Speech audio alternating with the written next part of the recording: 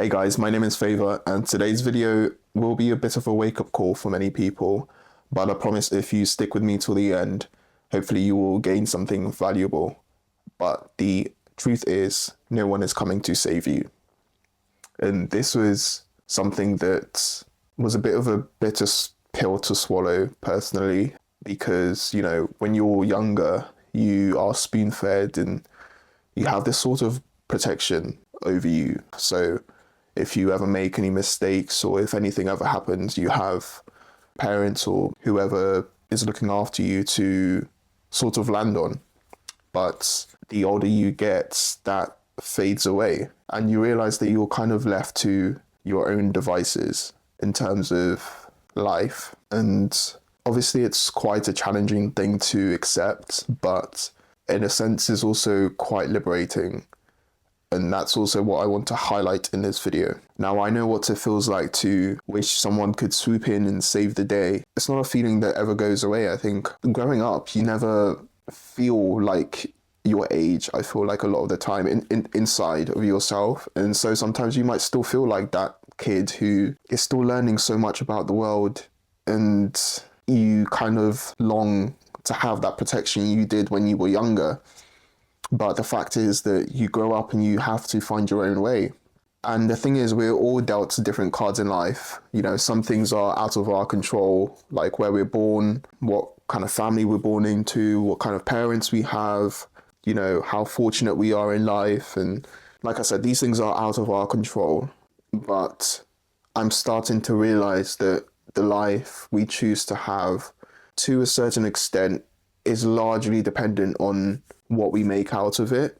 And I think once I stopped putting the blame on things which were out of my control, that's when I realized how much autonomy I have over my life. I think it's so easy to put the blame on things. It makes it feel nicer that you're not having to be responsible for where you are in life.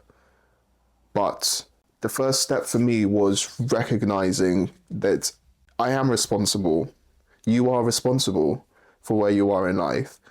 Because yes, you might have been dealt a certain card in life, but you don't have to let that be your story. Whatever you've gone through in the past, you don't have to let it define you. Whatever you want for your life, you are able to make it happen. And it's going to take a lot of discipline. It's going to take a lot of shedding away a lot of things from the past and reinventing yourself. But it is more than possible to become that version of yourself that you've always dreamed of. And the first step is being responsible and owning the responsibility over your life and the fact that you are the creator of the kind of life that you envision or you want to live. The thing I had to realize was no one is coming to save me, but I don't need saving. No one is coming to save you because you don't need saving, because you are the one that needs to save yourself. And it's going to take a lot of hard work. There's this, we call it an adage in my native language, where it says you can bring a horse to, is it the well or to the sea, but you can't force the horse to drink water from it. There's only so much that someone else can do. Ultimately, you are the one that has to make the decision yourself to do whatever it is you want to do in life, to make that life for yourself. No other outside force can make the difference in your life for you than you can, because you are the person that's going to make that happen for yourself. There can be people that can spur you on along the way or push you in the right direction, but you have to be the one that makes the decision that I want to change things and this is what I want for my life, and I'm going to make the effort myself to get there. And it all starts with you, and I'll tell you how. You need to stop waiting for permission. You need to stop waiting for people's seal of approval. I wasted so much time waiting for permission to do certain things in my life, for people's seal of approval, for the validation, of certain people. And I realized that the person I truly needed validation from was myself. Once I was able to validate myself, once I was able to tell myself that I was enough, that I'm good enough, that I'm good enough to take up space, that was when my life started to change, because I stopped waiting for people to tell me yes. I stopped waiting for people to give me the opportunities, and I started seeking those out myself. With my music, for example, I used to really rely on people's seal of approval of a song that I worked on. And I would always ask people, oh, what do you think? And I'll send it to multiple friends. And I really, really relied on their opinions. And not saying that, you know, you shouldn't ask for other people's opinions, but I really heavily relied on it to the extent that it started changing my perception of how I started seeing my art and my music. And I had to say no more. I started trusting my own instincts and not relying on other people's opinions. So now when I write a song, I barely share it to anyone, maybe one or two people at best, but I use my own ear and my own judgment, because at the end of the day, I am the one that has a vision of how I want things to sound and the message, or, you know, the way I want it to be put out into the world. And no one else is going to have that vision, because I'm the one that created it. So why am I asking someone's opinion of something that I created? So that was a big thing for me, to stop waiting for people's approval. Another example, getting into the music industry for a lot of people, especially when they're starting off, can seem quite daunting. A lot of people still ask me, oh, how did you get started? Don't I need all these equipment? How do I get into sessions with producers and songwriters? And I also had those questions starting out, and it seemed so daunting, the prospect of getting into the industry, because it seemed like there was such a high barrier to entry. I would always DM producers, you know, oh, I would love to work with you, and it's not cheap either. So I got a lot of no's, and, you know, people who would just not reply, or they just couldn't see what I saw in myself. And I think I let that for so long, let it define me and define my art, and stop me from releasing things, because I felt like, oh, these people don't value my art in the same way as I do. But of course they won't, because they're not the people that made the art, or they might not see what I see in myself. And it's not their responsibility to, but I didn't know that at the time. And so not being able to get into certain places was very frustrating, until I realized that I need to do this one way or another. I need to not let these circumstances stop me from releasing these songs or being this artist. So what I did was I did it all myself. That's the truth of it. Like, I did it all myself. In college, I actually learned how to produce music, because I did a music technology course. And that really, really helped, because I was able to learn how to produce and mix and master. And it gave me sort of a basic understanding of how to do the technical side and also the business side of the music industry. But from that point on, I just taught myself. Honestly, it just took years of self-learning. And that's the thing. Nowadays, you don't even need to have learnt music to enter the industry. Everything is online. You can teach yourself.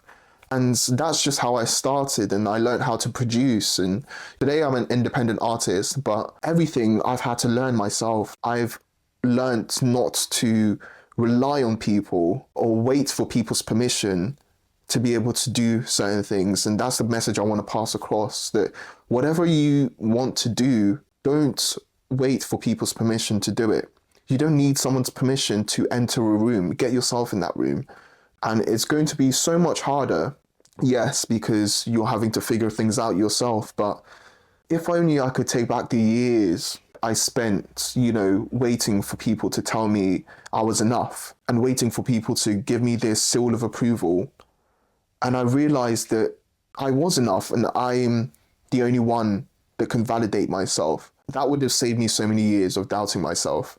And the thing is, you don't have to have it all figured out. But the thing is, you need to start somehow. You know, you just have to make that first step. The life that you want isn't just going to fall in your lap. And it's almost sort of liberating, because you get to take control of your life. You get to steer it in whichever direction you want. But you are more than capable. And I'm saying this as much to you as I'm saying this to me, because I as much need the reminder myself as you might do.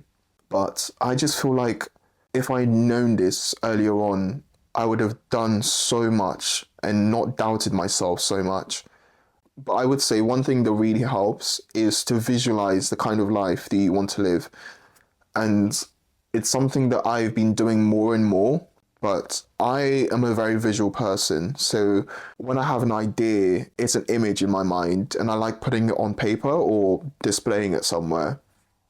So whether it's a mood board or on Pinterest, I like to use Pinterest. Whatever kind of life you want to live, put these images together of things that inspire you. Maybe the kind of profession you want to do, the kind of person you want to be, the way you want to look, the kind of, future you want to have, and put together images that reflect that kind of person or that kind of future that you want for yourself or life that you want for yourself. And you will realize that you will start visualizing your life, and it would be reflecting in the physical. And there was something I heard from TikTok, I think.